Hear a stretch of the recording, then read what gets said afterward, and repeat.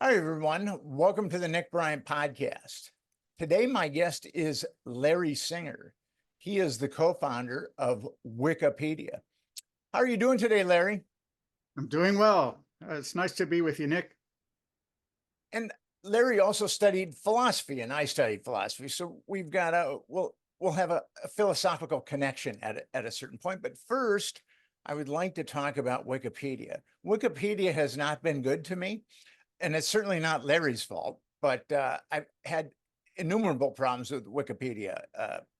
And I've gone to battle with quote unquote editors on the Franklin child abuse allegations page, and it still reads nonsensical. And it was snubbed. But you met Jimmy Wales in about 1994.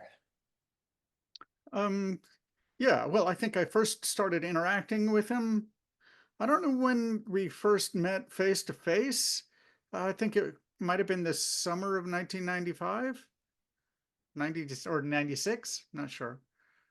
But we only met face to face a couple of times before I went to work for him. Yeah. This is rather ironic. I never use Wikipedia for Yeah. information, never, because I know how flawed it can be. But I figured I'm going to get information on you from your Wikipedia page, because if anybody's going to have a page that isn't flawed, it's going to be you. So I did glean information from you from your Wikipedia page. I think they've tried to be careful because they know that if they were caught in a lie, it would be just too easy to for me to spread to point as an example. Um, but to be honest, I don't know if the information on my page is correct because I haven't read it in years. I frankly don't care. Well, I'll toss out some information that I got from your Wikipedia page. And you're the only person that I would use Wikipedia as a resource for. You, according to your Wikipedia page, you met Jimmy Wales. You were in a objectivist philosophy group. Yeah, Discuss it was a mailing list, mailing list. Yeah, back when people used mailing lists and Usenet news groups, and web forums, in the place of, I don't know, I guess social media has completely replaced all of that, which is a shame because those were all mostly long form modes of communication. So And in 1996, Wales launched Boomis, which did have pornography on it. yeah, Uh, it's pronounced Bomis, as in, Bombus, yeah, like Bombus. BOMB, Bomis. Gotcha, Yeah. gotcha. And then in 2000, you received a PhD in philosophy from Ohio State University. Yep. So you and Jimmy launched uh, uh, Nupedia in 2000, I believe, right? Or was All it right. 2000. 2000? And you became Nupedia's editor-in-chief. Right. Yeah. Well, I organized basically it didn't exist before I went to work on it. Jimmy Wales registered the domain name and said he'd like to make an encyclopedia that anyone could contribute to, but which was, carefully edited. Um, and I had opinions on this, and I'm not really sure where mine began and his what his contributions on it were, but we were agreed more or less on the initial model. And we actually also talked a lot with the people that I recruited. So I sent out mailings to all kinds of, like, hundreds and hundreds actually of mailings to different, and I mean snail mailings, back when people did that, to departments, and asked people to to place these up on in their department bulletin boards, and not a few did that, which I thought was great. Um, and so we actually ended up with an editorial board of a few hundred different PhDs, divided into editors and peer reviewers, um, and yeah, so that's how that began. And then they also they helped design a very complex top heavy system, really. So in 2001, you proposed the creation of Wiki to speed up development of articles, and ultimately Wikipedia was launched. Correct. That's right. Um, the editors of Nupedia didn't want to have anything to do with a wiki, so the in first few days I thought it was going to be the Nupedia wiki, um, but when it became clear that they would like start, leaving in protest, um, if we started this thing, I said, okay, fine, we'll just start the website under its own domain name, and then perhaps the best content that was started on Wikipedia would make its way to the review system on Nupedia. But Wikipedia basically started growing like gangbusters, and Nupedia became an afterthought and then died. So And you left Wikipedia in 2002. You'd gotten disillusioned. right, right. What what was the fountainhead of your disillusionment? Well, a couple of different things. First of all, Jimmy Wales, um, this came basically, the project started even um, as the internet bubble burst, essentially. So by the end of 2001, um, they had lost a contract with, I think it was with Google. So they had all of this, cash rolling in to pay the new recruits. The Bomis partners did. I mean, so Jimmy Wales was not the only one. There were two other partners. Um, and so they decided to let all the people go. I was the last of the new hires to be let go, but eventually had to. So I don't fault him for that if he couldn't pay me. But the problem was over 2002, and I had basically kept my distance from the project because if they're going to hire me on again, I didn't want to devalue my professional labor, just work for free. Besides, I needed to get a job then. Um, well, uh, throughout 2002, this group of people in 2001, the later part of 2001, who descended on Wikipedia, just expanded, and they were, let's just say, the prototypes of the leadership of Wikipedia today. So they tended to be, let's just say, they're very hard to get along with for any person who expects an ordinary uh, style of uh, online collaboration.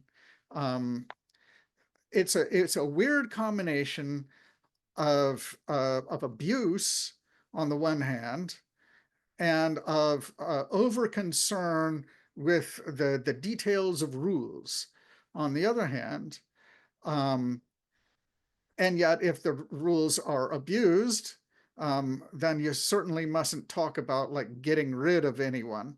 At least that's how it was in the beginning, and that is how they basically got rid of a lot of the early recruits to Wikipedia from Nupedia, because the Nupedians were the great bulk of the original Wikipedians. That's why Wikipedia got off to a reasonably good start, because the people who were working on it wanted to work on an encyclopedia in particular. So eventually, because these people were being driven out by people who are either trolls or very close to it on Wikipedia, I made an I ultimately, to make a long story short, made a warning to Jimmy. Basically, if you don't get rid of the troublemakers and create some method, it doesn't have to be like a top-down editorial, but some sort of way, for example, allowing the experts to approve of articles, or at least put their stamp of approval on articles, not necessarily just like a special seal of approval or whatever. I don't know. If you can't do those things, then I'm going to leave. So, and having given him that ultimatum, Jimmy Wales says, I don't see a problem at all. I don't know what you're talking about. Uh, which of course he had to have. He knew what I was talking about very well. He just didn't admit it. And so I quit, and in other words, I washed my, I had already left the organization, and I basically said, I'm not going to have anything to do with this anymore. And I never did. I have criticized Wikipedia, but I've never worked on it since then. In 2007, you came out and said that you thought Wikipedia was broken and beyond repair. Yes, that's right. I think it was by then, especially. I think there were a few years when it was sort of limping along on the remains of the good people that it started with, and who were attracted to the original vision of a neutral encyclopedia open to people of wildly different points of view from all around the world. It's a beautiful idea, actually. You know, to get those people to collaborate together on a statement of what is known on a topic that is so broad that it can fit such a wide variety of people.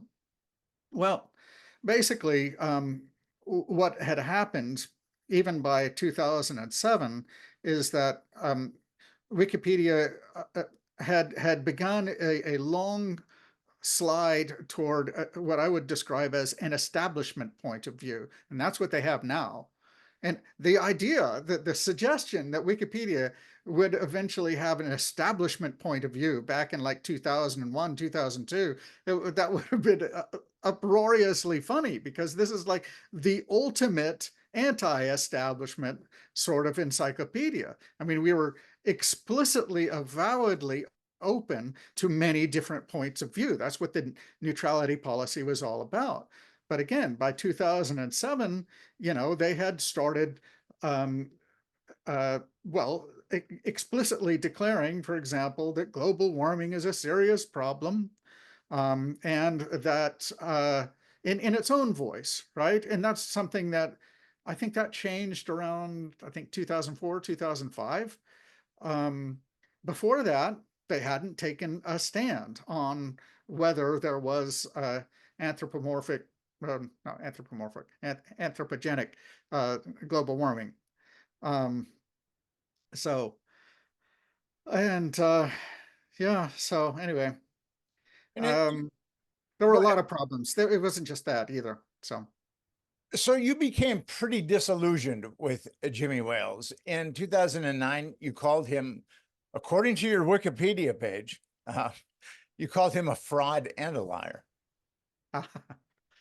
Well, that's old news. I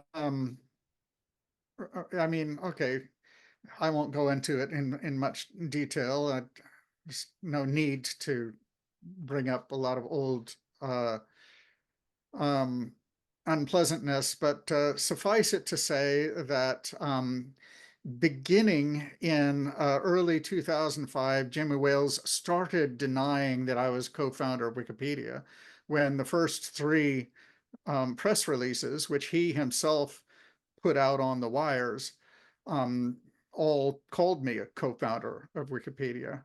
And he started telling a different story about how it got started, how another employee had given him the idea and that I opposed the website that I started. And yeah, so that was disillusioning. But yeah, I'd be happy to forgive Jimmy Wales if he could find it within himself to apologize for such inaccuracies. No one believes him anymore. So I had an interaction with Jimmy Wales where his veracity was extremely problematic. I wrote a book called The Franklin Scandal, a story of power brokers, child abuse, and betrayal. And I spent 7 years on that book, and I proved it. And there is the Franklin child abuse allegations page on Wikipedia. Just by the way, 7 years spent on one book is a lot. I spent 7 years on that book. Yes. And a lot of those 7 years were focused exclusively on the book. It was one of those things where if I was going to write that book, it was so diverse and so complex, so many moving parts, I was just going to have to throw myself into it. And I did. And wow. And ultimately the Franklin Scandal. So I spent 7 years. And you're still alive too. That's good. I think I'm obtuse. I'm sure that I've probably had more than I've had one death threat, but I'm sure I've probably had others, but I'm just too obtuse to know whether or not they're death threats.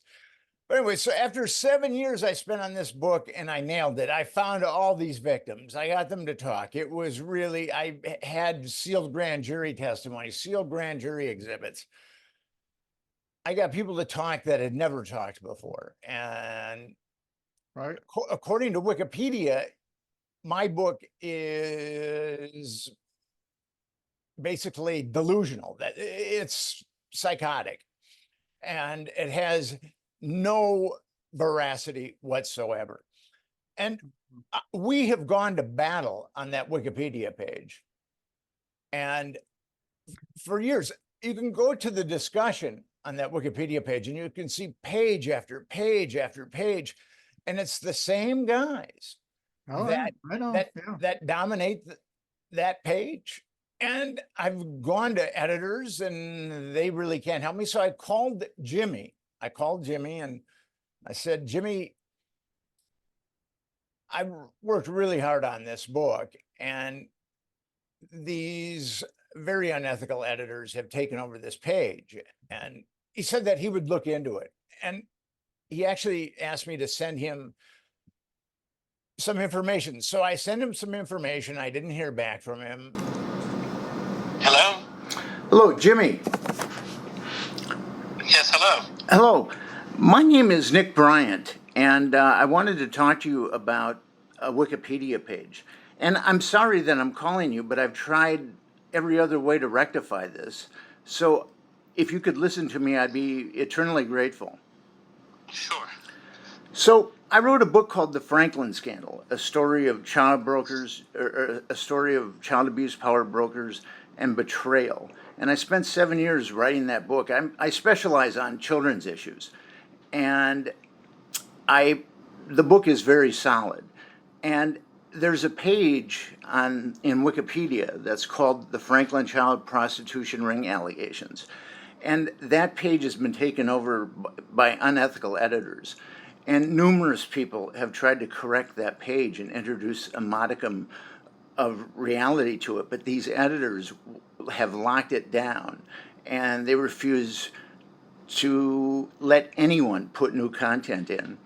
And I've gone to other editors, and I've spent a lot of time on that page, and these editors are really recalcitrant and they won't budge.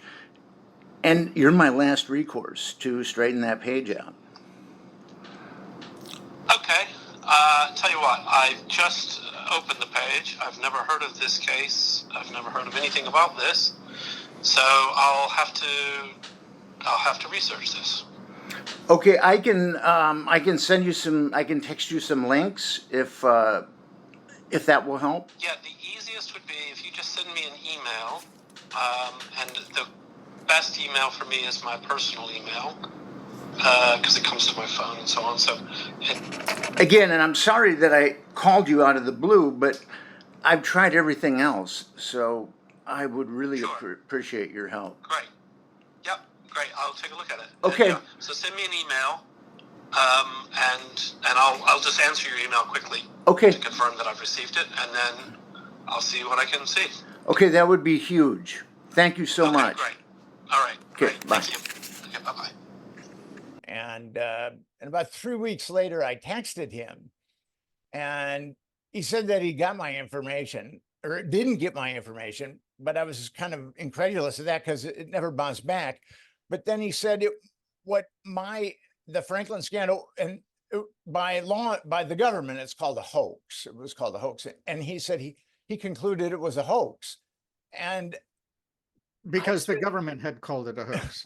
well, that's what he said. It was, and that really bothered me because he was like my last chance to rectify that page. And I believe that he lied to me, that he didn't do any research or Right? very little.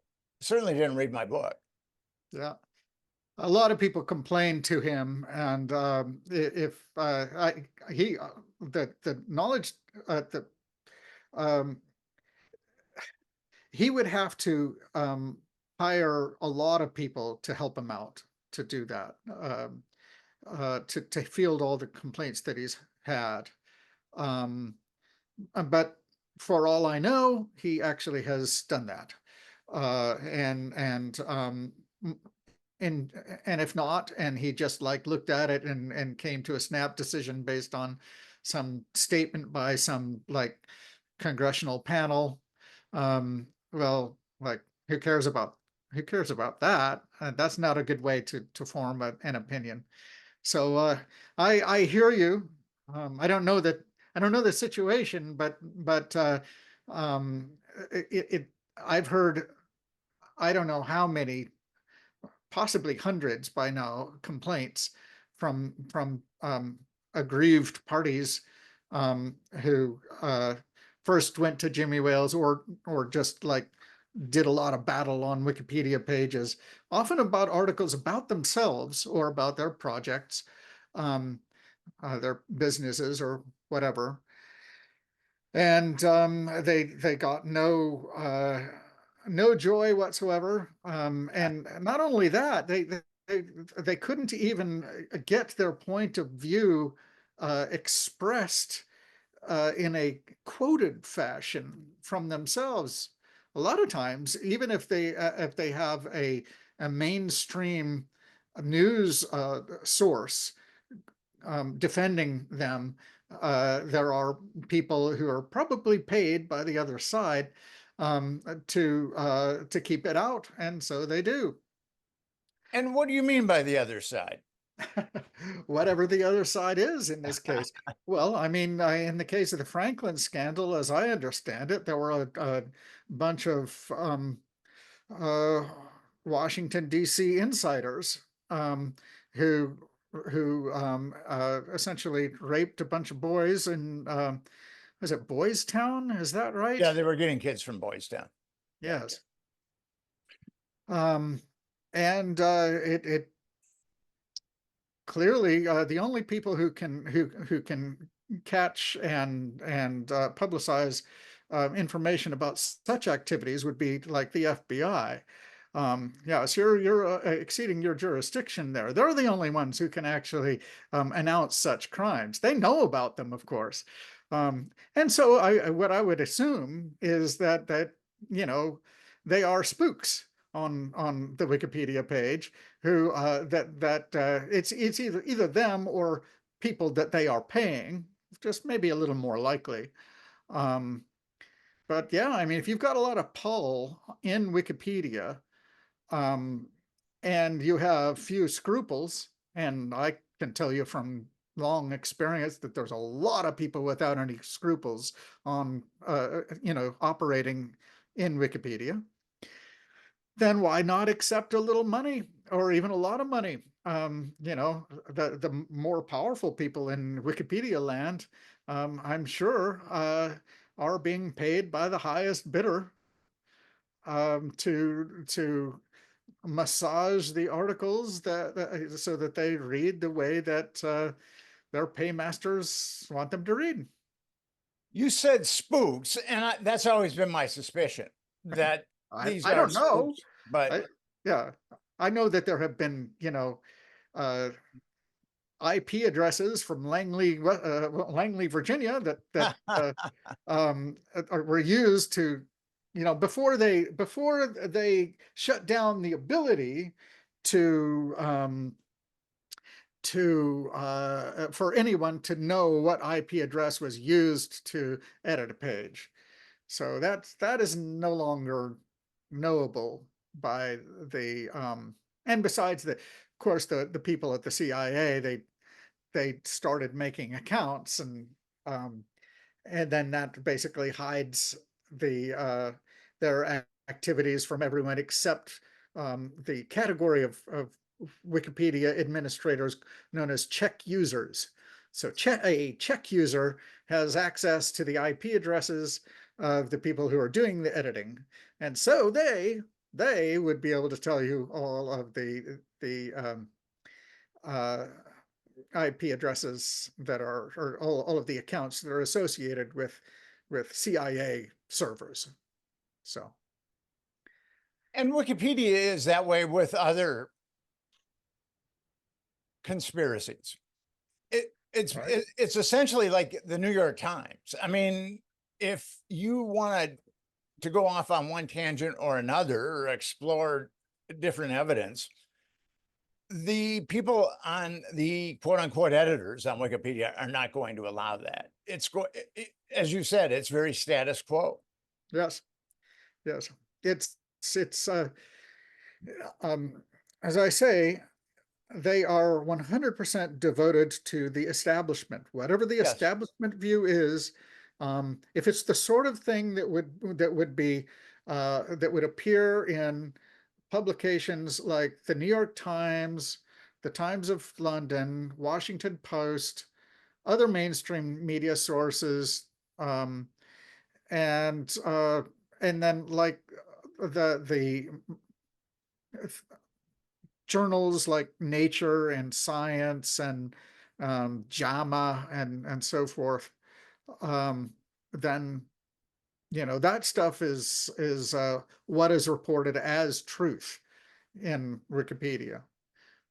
So it isn't like, it isn't merely reported as being the establishment point of view, the majority point of view, or anything like that. It is simply stated as what is true in Wikipedia's own voice, which is it's a damn shame, in my opinion. It was not supposed to be that way. It's truly unfortunate. I've tried to take my projects to people in LA, for lack of a better word, Hollywood. Yep. And they don't really read. Or I've met a number of them, and they go to Wikipedia and then they see this really insane copy on the Franklin child abuse allegations page, and they just immediately unplug from wanting to do anything with the project. And Right. that has really hurt me when I've gone to LA and tried to sell projects.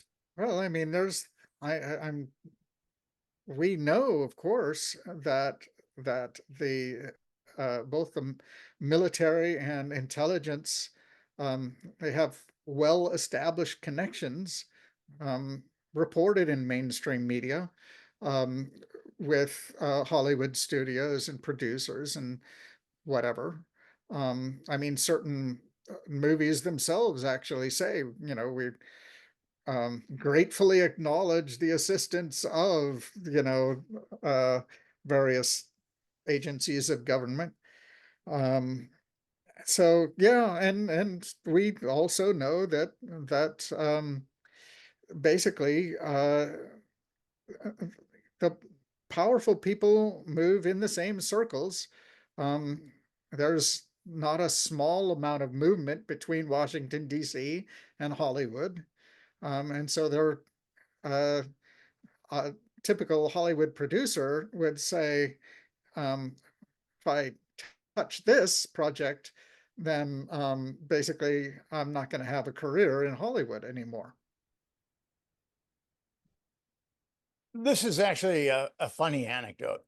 I was in LA networking, trying to sell the Franklin scandal, and a friend of Mhm, mine hooked me up with two rising Hollywood executives. mhm. And then he sent me an email between these two executives, and they were deciding what was true with the Franklin scandal and what wasn't true with the Franklin scandal. And they had never read the book. they, Right. they hadn't even read the introduction. So that's the kind of intellectual depth I've come to expect from people in Hollywood. The intellectual depth of a kitten's milk saucer. Yeah, I'm sorry to hear that. I believe you. It's it's hard to know what to do, really. It's nice, of course, that you can reach more people on the internet now, and perhaps you should be making use of X while you can.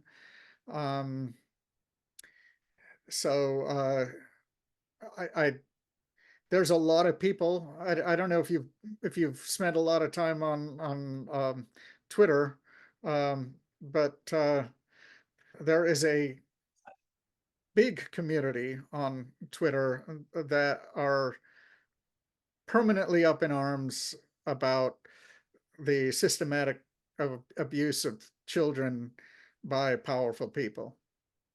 So, but you probably know that. Twitter has been receptive to what I've had to say for sure. Yeah. And a number of people on Twitter have. And speaking of that, in 2010, you sent a letter to the FBI and said that Wikipedia Commons was Yeah. hosting, Back had when I thought maybe they were the good guys or something. I don't know. Right. that it was child abuse material. And Jimmy Wales subsequently deleted hundreds of photos from, I guess, that website after you wrote that letter to Jimmy, to the FBI. Um, right. Right. So, want me to tell the story there? Go for it. Well, I don't even know if I can remember it very well at this point. Yeah, I noticed that there was some explicit drawn, in other words, illustrated child pornography. Uh, some of it fall in the category of anime or whatever it is, um, in that Japanese style of artwork, and some of it was by this late 19th century um, illustrator, and it was truly disgusting stuff. Now, uh, it's probably right that somebody have that in their archives. I don't think those should be generally available public archives. Let's put it that way.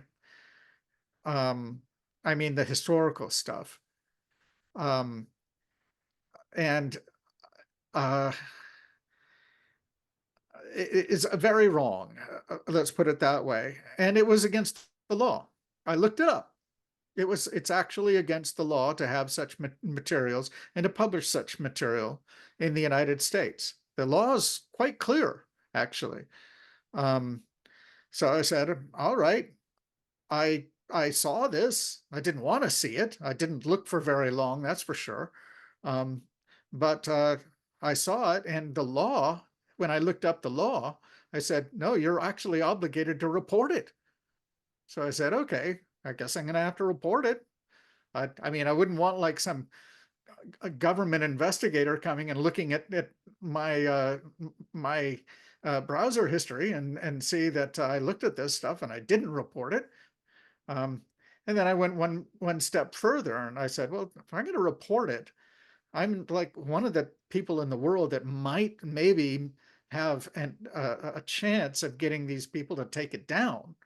So I think I'll report publicly that I reported it. So I did. Um, and so initially there was quite a bit of outrage about this, as there should have been. But on Wikipedia, basically, now this material, by the way, most of it appeared only on Wikimedia Commons. A little bit of it appeared on Wikipedia. It was like immediately gone from Wikipedia, but it remained on Wikimedia Commons, which is sort of like an image repository for the use of Wikipedia and anyone else. So Jimmy Wales, somewhat to my surprise, said, you know, this is a problem and we need to start taking this down.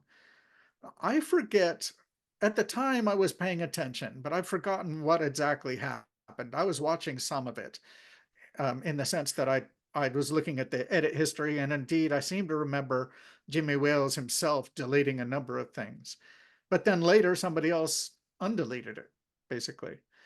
Um, and he also replied, this is one of the last communications that I've had with him was actually about this 14 years ago. I heard back from him and basically said, yeah, I'm bringing this up with the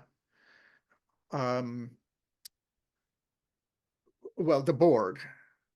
And initially there was a public vote of the board, and the board was initially in favor by a large margin, if I remember right, of removing this material. And then a week later or something like that, and it wasn't removed though, and a week later they were all against it, including Jimmy Wales. So I don't know what changed. They never explained why they changed their mind. Jimmy Wales has embraced the establishment, and actually there are articles that are extremely deleterious towards people that are trying to help fight child abuse. And Yes. why do you think he made this? What happened from him being an iconoclast, non-establishment, and now we have what Wikipedia is definitely an establishment, establishment found. I can't tell you. That's somebody else to investigate. I don't have any insider information about that, and I don't want to speculate. Yep. It's a shame. He has changed, that's for sure. He used to be a libertarian. He used to care about liberty. He used to care about free speech. He doesn't anymore. That's all I'll say. That's all public. You met Jimmy Wales through an objectivist objectivist group. Right. Was it Mailing list? Yeah. mailing list of Ayn Rand? And are you a fan of Ayn Rand? Used to be. You know, the one thing that I continue to like about Ayn Rand, that's how it's pronounced, is she's devoted to reason, to basically and against irrationality, generally speaking, and is a great advocate of liberty in many forms.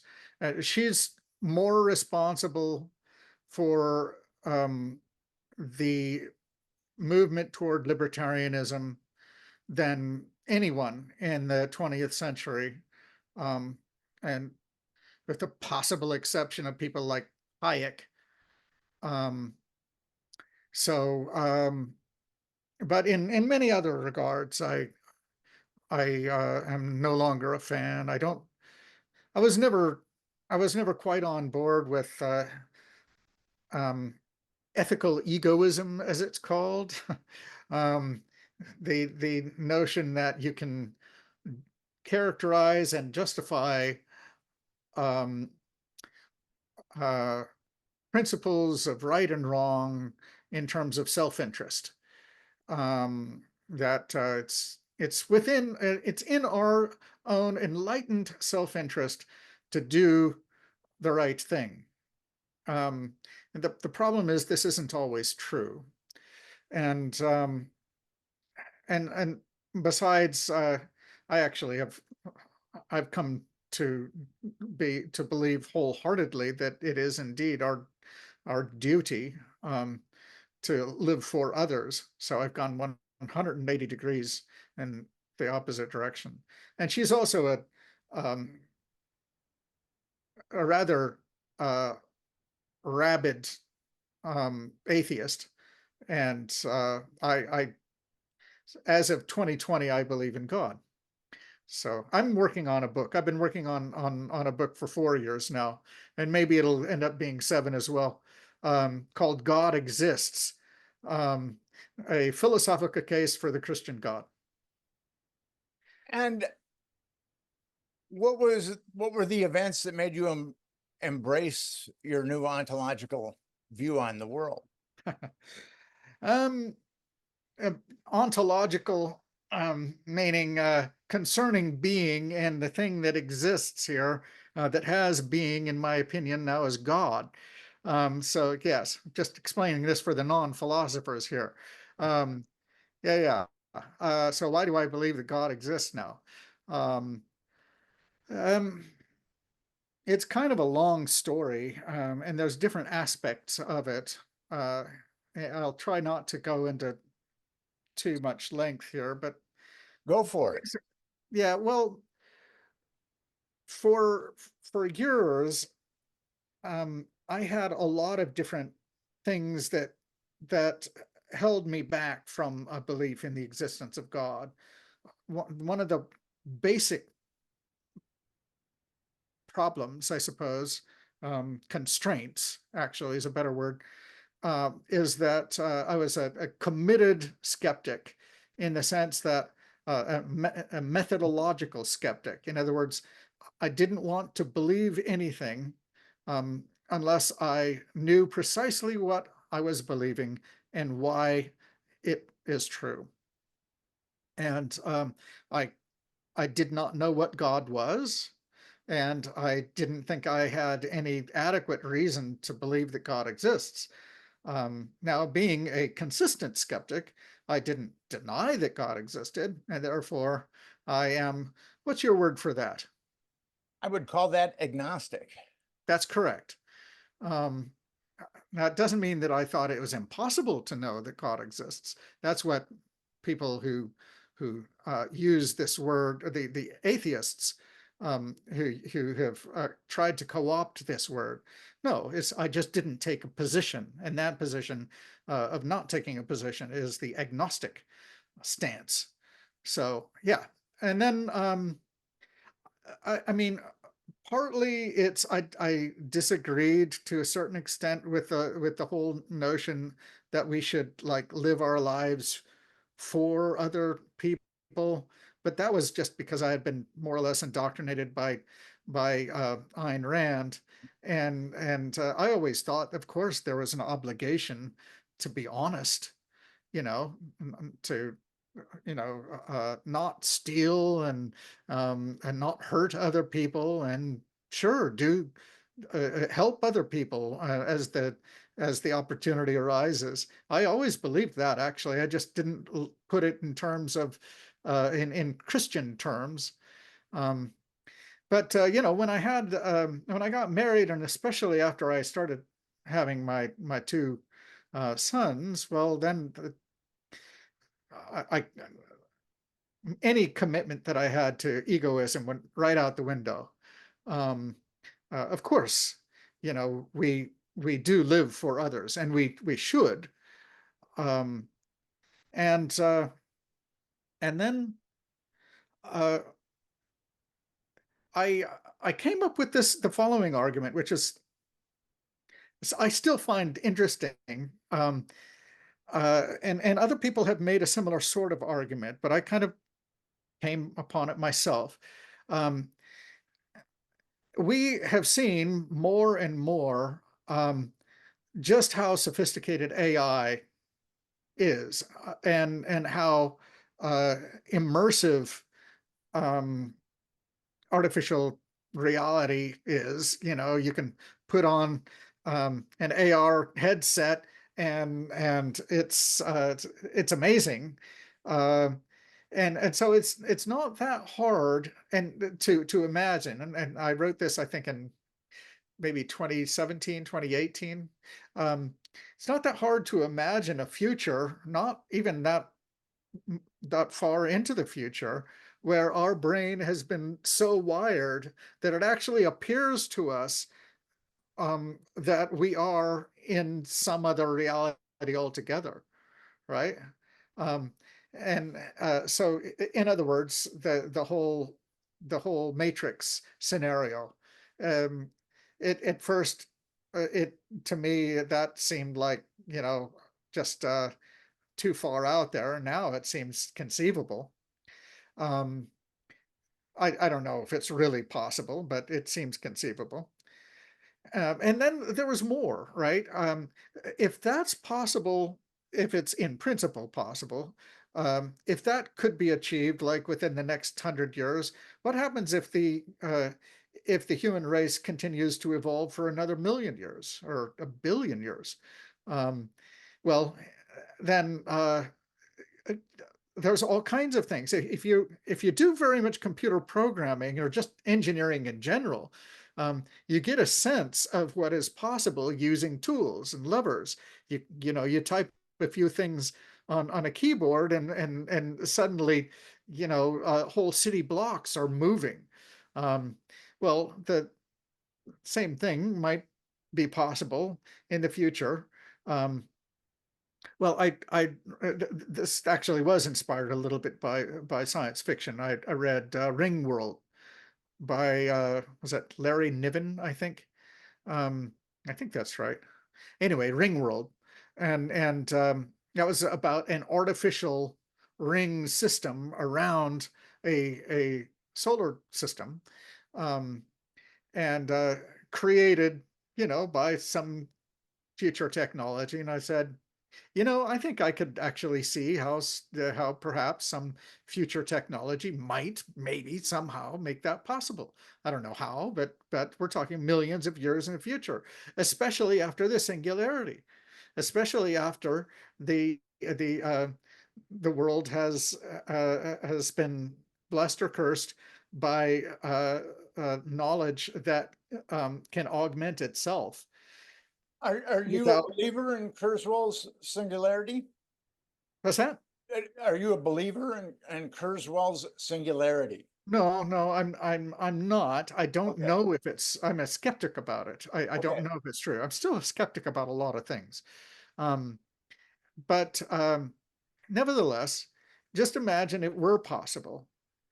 If you think that it's possible, then the interesting thing here is that, well, now um, we can't distinguish this world from that world. We can't distinguish this world from a world that has actually been constructed by some super powerful, super intelligent godling, right? And if we can't distinguish between this reality and that, then it's possible that God, in that sense at least, exists. And then I just said, well, wait a minute, that's a concept of God that I can understand. And that made me rethink my objection. Oh, well, in that case, maybe actually I do have a robust enough idea of God to hang the idea of God existing on. So I didn't actually do anything with that for a couple of years, right? I just thought, that's interesting. Okay, maybe I'm a little more agnostic now than I was before, if that makes any sense. Not more of a believer, I wasn't. But nevertheless, I had one fewer thing stopping me from being a believer. And then um, I was two things. Okay, so as you know, I've been aware of the problem of child abuse for a long time, right? But I had not been aware of the Franklin scandal or the Epstein stuff or, you know, Sir Jimmy Savile, Sir Jimmy Savile. That tells you the value of Sir, okay? Um, and and many other things of that sort. That a guy who is now a good friend of mine opened my eyes. He spent hours and hours of his time. He he thought that I was like maybe one of them, and he was like, I wasn't. um, I but my eyes were opened, and and one thing, I still don't believe this, right? But I've seen too much evidence that there is an occult connection there. I'd actually like your opinion on that. Um, I don't know if I want to know, frankly, but the point is that I started, you know, hearing and taking seriously the notion that there were all of these very powerful, famous, and rich people who actually took the occult very seriously, and they actually seem to pray to demons or whatever it is they think they're doing exactly. Um, and and I mean, they might not put it that way, but that's how sane people would put it. Um, if they believed that anything other than psychological tricks were going on. Okay. And I said, okay, if I'm going to understand those people, and I was sort of like on a quest to understand those people, I should like read their, you know, what they believe, read about their thought systems. And I started doing that. I started reading some books about the occult, and it's like, whoa, I don't want to get into this at all. I don't even want to read about it. If you start reading about it, you're reading it, right? There's no difference. You know, like this manual, the secret, what is it called? The Secret Something of the Ages by Manly Hall. Um, Yeah, I'm familiar with Manly Hall. yeah, Yeah. yes. Like I looked at that a little bit, and I just, okay, I'm not going to read this.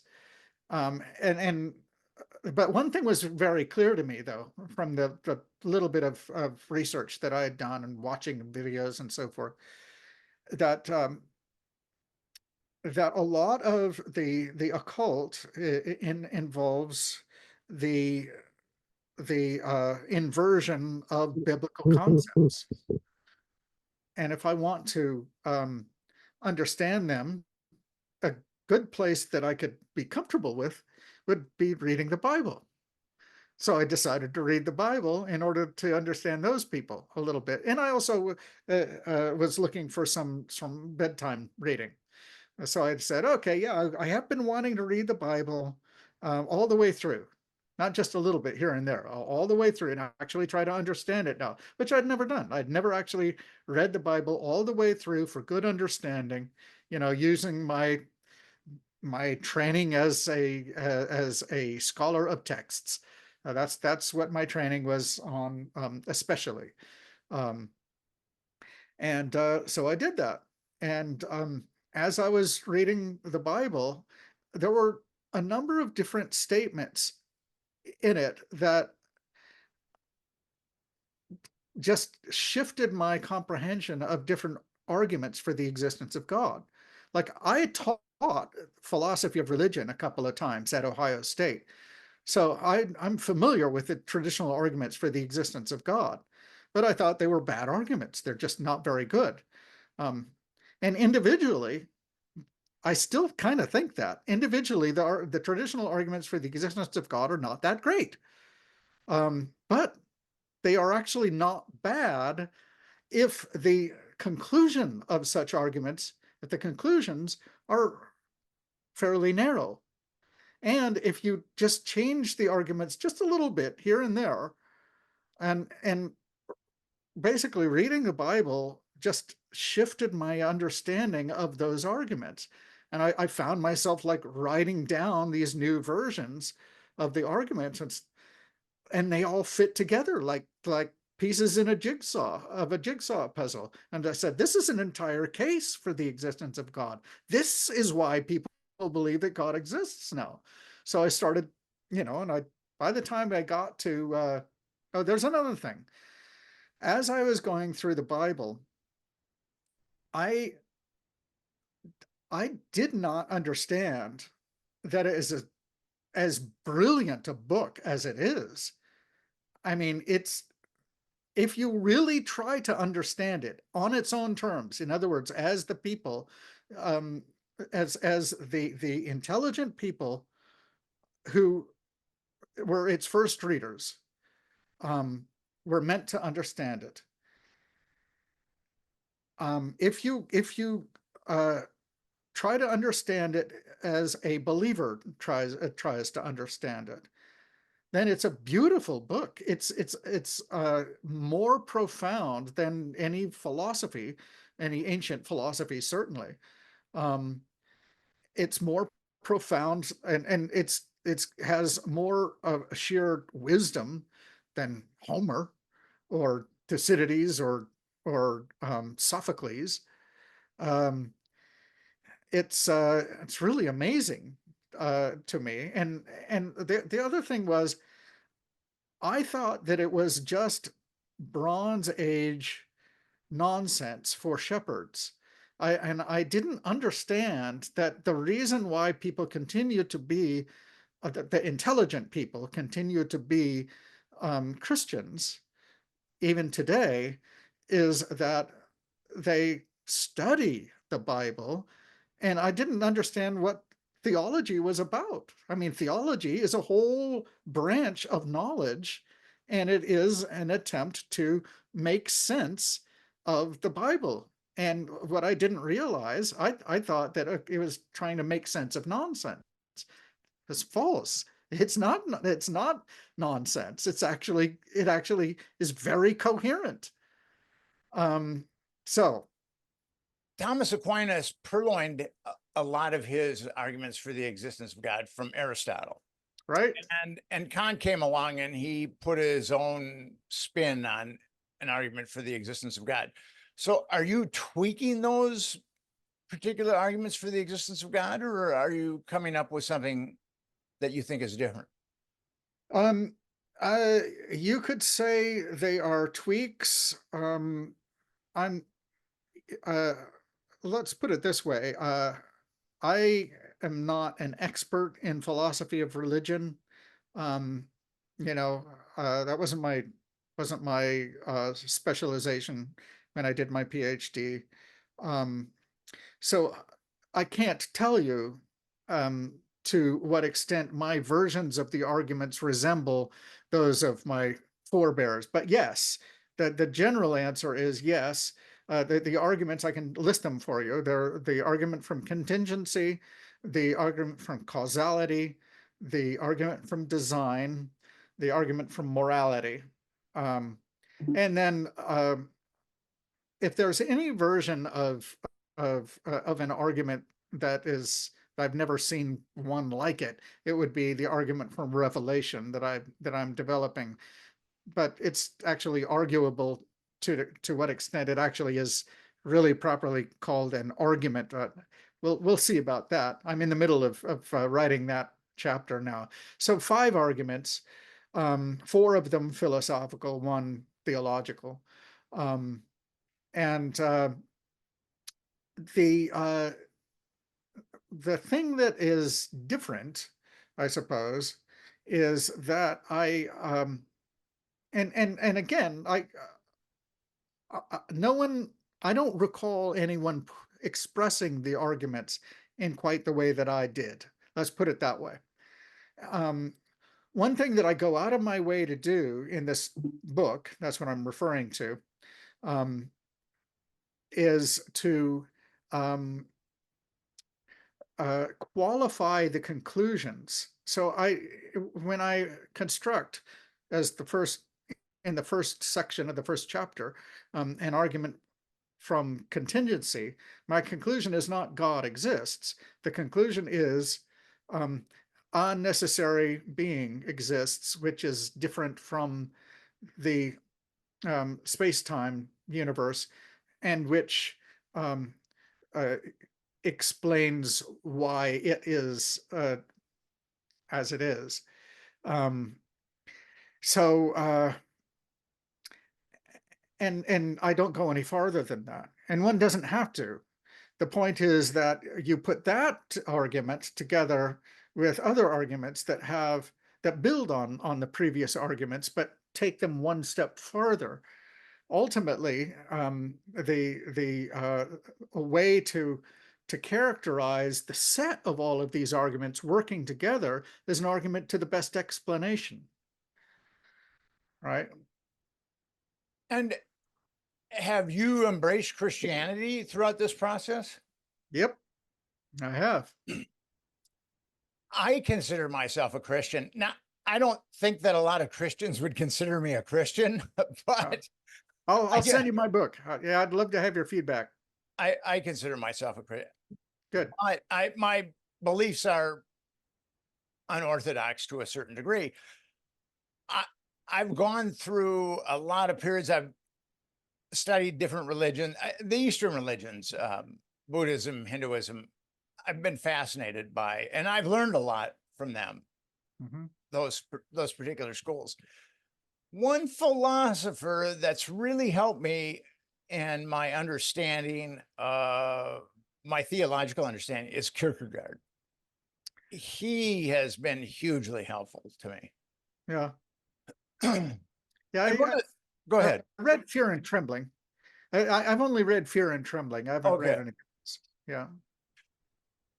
What Kierkegaard said in, I think it's Unscientific Concluding, I can't think of his names of his books were pretty funky.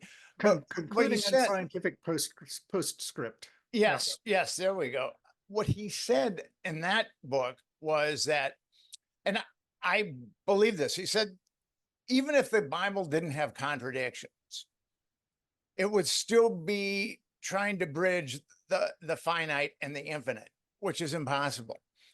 And according to Kierkegaard, can you just say that again? That went by a little fast. Okay. According to Kierkegaard, yeah, the Bible is finite. Yeah. And it's trying to bridge the infinite. It's trying to give you a glimpse of the infinite. But the chasm between the infinite and the finite are so wide that at a certain point, you have to decide what you think is right in the Bible, and that's where you take your leap. So I don't quite get that. I mean, the Bible is an expression of an infinite being, but that doesn't mean that it's trying to give you a glimpse of the infinite. I don't think that's true. Well, it's trying to address the infinite. Don't you think the Bible is trying to address God, which is infinitude? Or that's one of God's attributes, I believe. Well, I guess, but I don't think it's trying to bring us into an understanding of infinity, whatever that would mean, and an infinity of what? I think infinity is not it's not a thing, and it's not a positive characteristic. It is a modifier of something. So it's an infinity of what? Is always the question. God is infinite in power. He is infinite in his ability to, infinite in his knowledge, etc. So, and we're not, the Bible is not a way for us to be, or even to grasp God's infinite power or knowledge. It claims that he has a limitless knowledge and power. The Bible is trying to explain that infinitude. Would you agree with me on that? You know, I again, mean, that's it would depend on what you mean by that. Trying to explain the infinitude. No, I wouldn't say it, not to like give it a definition or a and sort of semantic or linguistic explanation. I don't think so. I think what it says, I mean, we're just talking about like what any number of psalms say, um, and when it describes the power of God as being without limit, basically. Um, okay, that that's a that just basically means that there's nothing that you can conceive of that you might want to do that God couldn't do. Um, and God can, you know, wipe out all of reality and start over again if he wants, etc. But is there more to it than that? I don't know. Anyway, it's I you were telling a story about Kierkegaard and your views, and we got off on this tangent. And you please continue. I think it would be a good idea if God eradicated Wikipedia. Yeah. And you've specialized as far as teaching in epistemology and certain philosophers and also in ethics. Is there one philosopher, one ethical system that you embrace over another? Well, speaking just in terms of philosophers, I do like the philosophy of Thomas Reid quite a bit.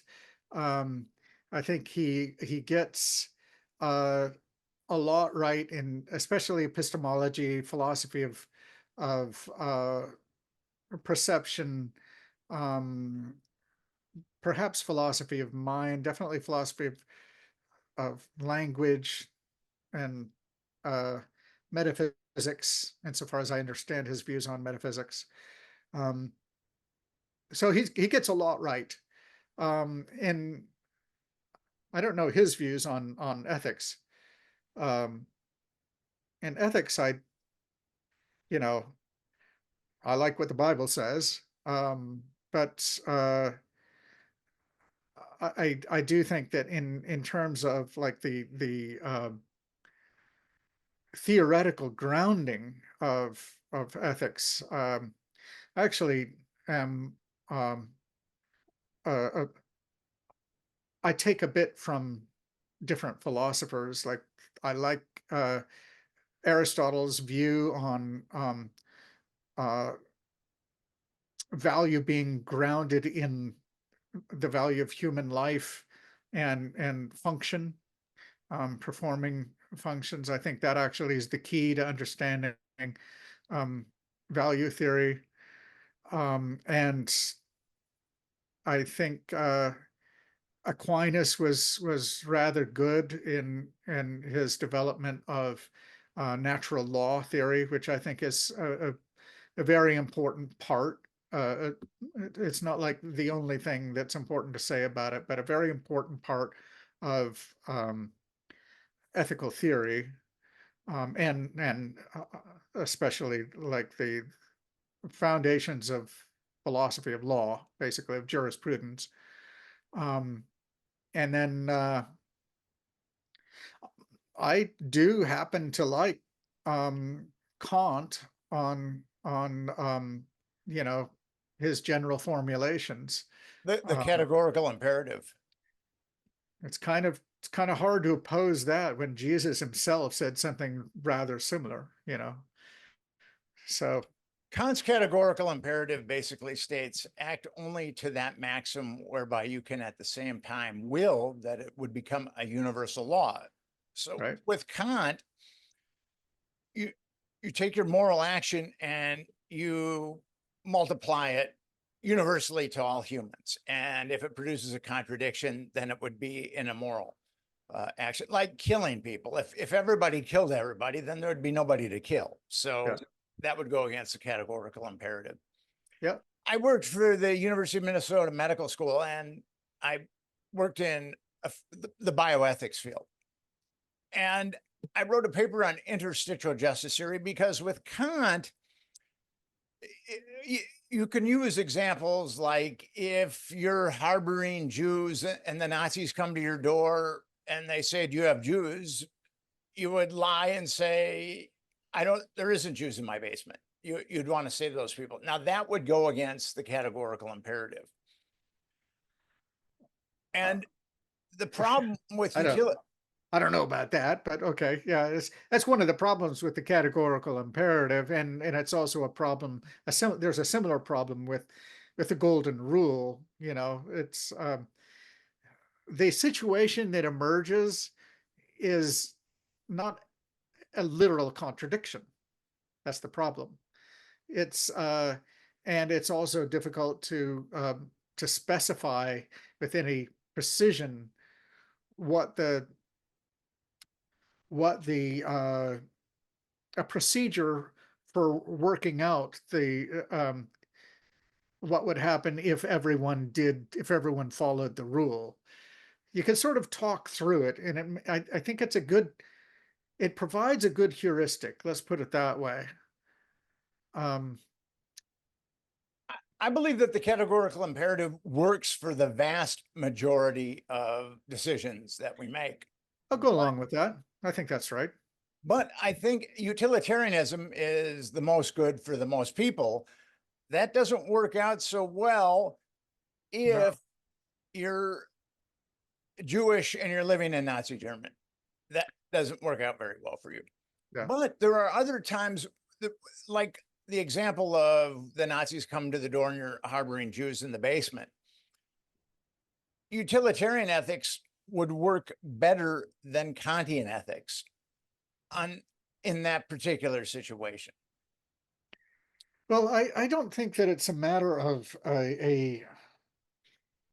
well, let's put it this way. This is one of my problems with the way that philosophers talk about ethics, and the same goes in other branches of philosophy, frankly. There's a certain amount of looseness that allows the discussions to proceed. And what I mean is, like, one person can analyze a situation, a question, for example, would, telling the truth if somebody's knocking on the door and you're hiding Jews in the basement, the problem is people make definitive declarations about what the general rule implies that other people would disagree with, right? So it'd be very easy for me to reply to you by saying, I think that there are other rules at play that would require me not to tell the truth, and there's different rules that actually have to be weighed. Is that not the case? And the same goes, frankly. I mean, somebody who wants to stick to his guns can defend utilitarianism against the trolley problem, whatever, and sorts of objections you might use to argue against it. The version, the instance I seem to remember is the fat man stuck in the entrance of the cave, and you have a stick of dynamite. So I remember that one. Does that work out very well for the fat guy? I don't know. Not according to some theories, according to some people. Yes. Well, anyway, it's all, as I say, very loose about about what we want to say that different theories are actually committed to. Um, and this actually, to me, means that we need to completely rethink the very mission of ethical theory. Not that I have a better idea particularly, um, but I do think that it is essential to ethics that you be able to think things through and use common sense, uh, um, and not be constrained by, um,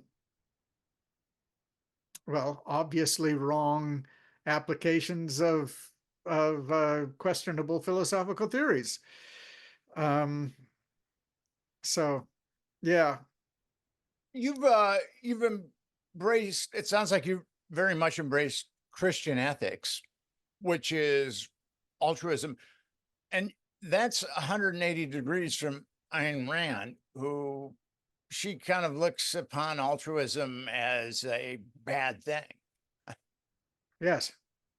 Well, but and if you do, then you really cannot explain certain human behaviors, I think. So, With her, she was against any kind of public assistance, but yet she collected Social Security and Medicare. right? Well, So she had she had explanations of that. Yeah. she had to kind of change her views to do that. I would surmise. Well, if she's paid into the system, that's the argument, as I recall. Then she would be a fool not to draw from it. Um, uh, yes, she's just acting selfishly in that case. And you also study you've got an interest in early philosophy. Is that Plato or an Aristotle or their predecessors? Um, I'm not really sure where you got that. Wikipedia. Oh, I see. I see. I'm not sure where whoever wrote that got it. I mean, I'm interested in all branches of philosophy and all periods of philosophy, and I have indeed studied all of ancient philosophy a fair degree. Um, so, yeah, I do am a, a fan of this guy here. You know, got the complete works of Aristotle here, and yep, I'm a fan. Well, there's a guy that makes arguments for the existence of God. What's that? Aristotle is a guy that makes arguments for the existence of God. Oh yeah, yeah. Well, that's not just that. There's actually a lot to like Well, about yeah. that. I mean, he tried to label and I mean, he basically tried to label everything known to humanity at that point. Right? It was quite an undertaking. Right. I liked Plato more than Aristotle. A lot of people, Yeah. Well, I do too. I like Socrates a great deal as well. I love Socrates. Yes. I look upon Socrates as a prophet, not Yeah. as a mystical prophet, not just Sort of. yeah. Yeah. It's not, and what I mean, Plato in the Republic, he kind of takes a hard right, but and it's thought that that is his last work. I don't know. I've heard arguments for it. I've heard arguments against it. I thought the laws what came after the Republic. Yeah, that's entirely possible. But if you look at what Socrates is saying, especially in the earlier dialogues, it's not that different than what Christians are saying. Mhm. I mean, just Well, I mean, again, uh, I think ethical um, ethical opinions, generally speaking, are natural things. They emerge naturally out of human experience, um, and human nature. And what philosophers are doing is simply trying to describe and systematize that to a very great extent. And all that Christians add to that is that God is the creator of nature, the creator of human nature. If you can, some people would deny this, but if you can explain right and wrong in terms of um, uh, uh, what is good for human beings in the human situation and so forth, what is consistent with natural law or whatever your theory is, then it ultimately comes down to human nature, and God, being the creator of human nature, commands those things. So yeah, I think I'll just leave it at that. I'm not sure if Okay, I'm making much sense. Larry, I really want to thank you for coming on the Nick Bryant podcast. Sure, it's been a pleasure. Yeah. And thank you for co-founding Wikipedia, even though Wikipedia has gone haywire. It was a very good idea, a very good ideal. And Yeah, yeah, and I'm trying now to do things to fix it. Do you mind if I say a few things? go for it. So I what I'm doing now is I am the president of the Knowledge Standards Foundation, and we are collecting all of the encyclopedias in the world. That's our goal. Um, we've collected 66 of them. Most of them are free. The ones that they're all free to read. Um, and most of them are non-proprietary, which is to say that they can be shared. And so what we're doing is trying to create a network of people with copies of all of the of all of human knowledge, essentially. And to sort of illustrate the idea, let me see if I have a now here we go. So to illustrate the idea, I'll tell you what this is right here. So this is a thumb drive called well, the software is called Zwiebook, and there are 69,020 books on the thumb drive right here. I'm holding a library in the palm of my hand. All right, and they're all the books as of last December from Project Gutenberg. You know about Project Gutenberg, I'm Yes. sure. So and it's also got a book reader, search engine, category browser. You can do highlights and book notes. You can take notes. You can export your highlights and notes. So I just sat down with Chat GPT for 3 or 4 months and banged out the software, and it works very well, actually. So this, You have if not you given up own, the fight. what's that? You have not given up the fight of really trying to enhance people's understanding of various types of knowledge. Yes. So basically, if you have one of these things, you are one more person that the powers that be would have to suppress in order to suppress the books that are on the drive. So what we want to do is get these things in as many hands as possible, and then knowledge becomes like guns, in the sense that the more people have guns, the harder it is to outlaw all of the guns in the United States. It's not just the Second Amendment, it's the fact that everybody's got guns, and how are you going to take them all away? Well, in the same way, the more people have copies of the world's knowledge, the harder it is to suppress. Okay, this is true decentralization, not this ersatz crap, stuff that's built on the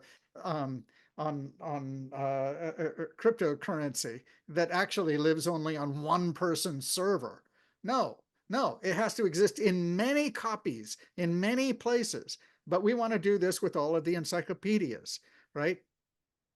So lots and lots of servers all over the world. You can't shut them all down. That's the point. So are you worried about a 1984 scenario? I am worried about the fact, it's not worried, it's a reality. I am concerned, it is present, that knowledge is being controlled through a combination of search engines and Wikipedia and other means that people use, including now, especially AI, to indoctrinate people, right? So that's a clear and present danger, a clear and present epistemic danger. There's a phrase for you. It's a clear and present epistemic danger. And the solution to that problem is having many, many copies of things that should be allowed to exist, right? Knowledge, um, uh, in many different places. So just imagine this is like these things were like on, a million different uh, uh, computers that were running very basic sorts of servers, and each one of them is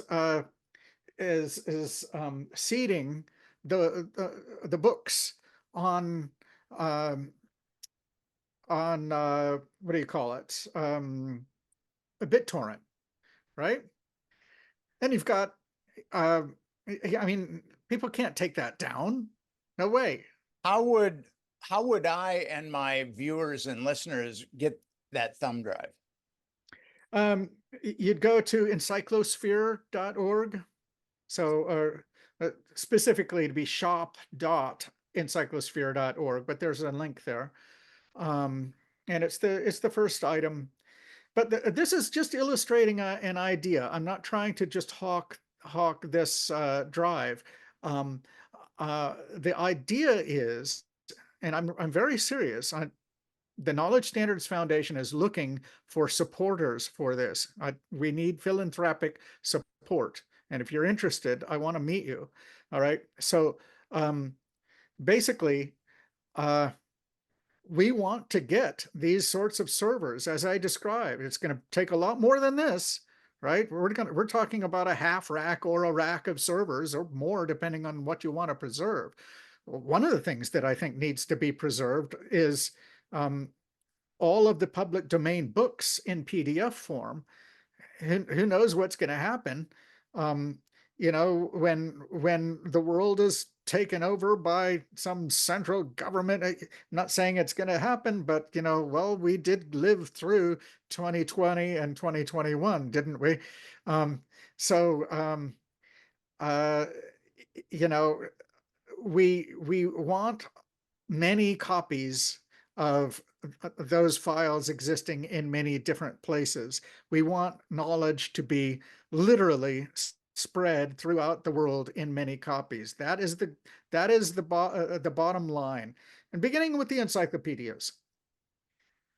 Do you think that the internet is going to help facilitate? The internet could cut both ways. The internet can facilitate fascism, or the internet can facilitate liberal thinking. Yeah. Or free thinking.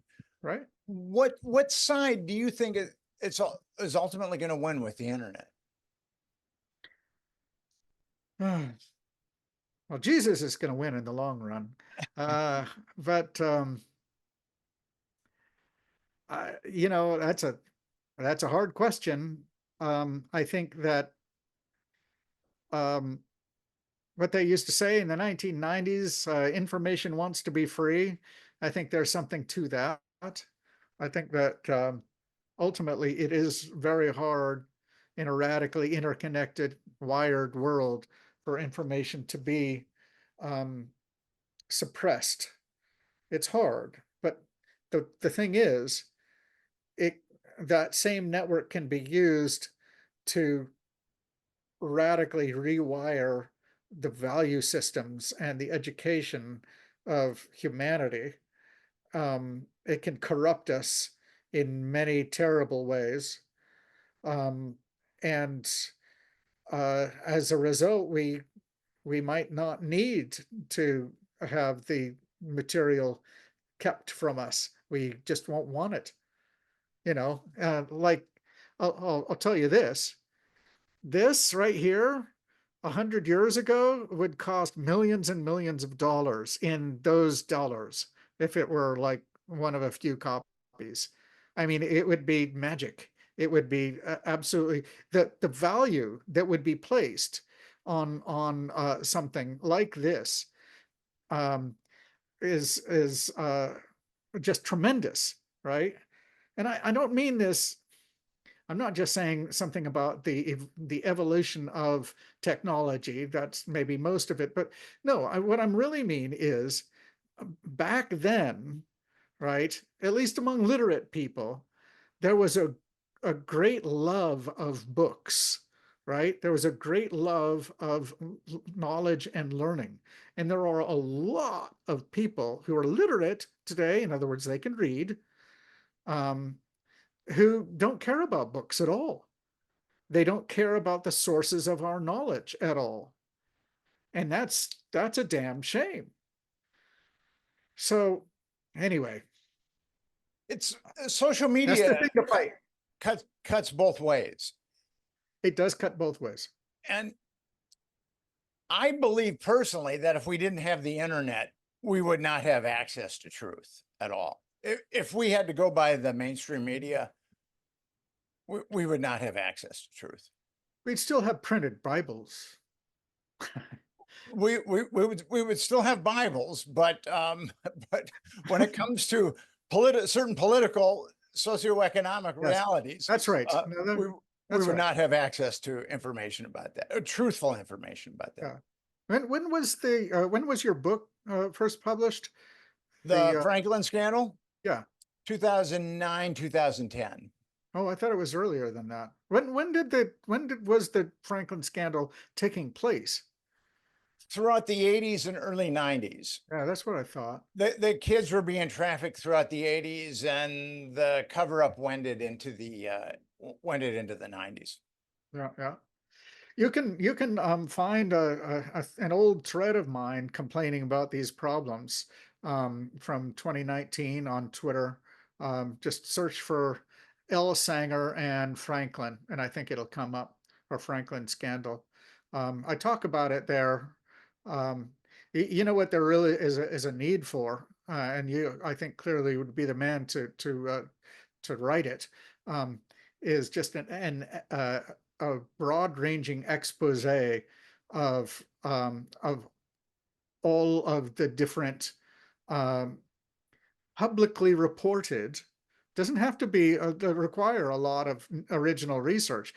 Publicly reported cases of the rape of children by the rich, powerful, and famous. So I'm surmising you read the Franklin scandal. I'm sorry, I have not. Okay. I've got so many books that I want to read, but it definitely is on the list now. Because it is one of those books where if you can get to the other side, it changes your outlook on life. Definitely.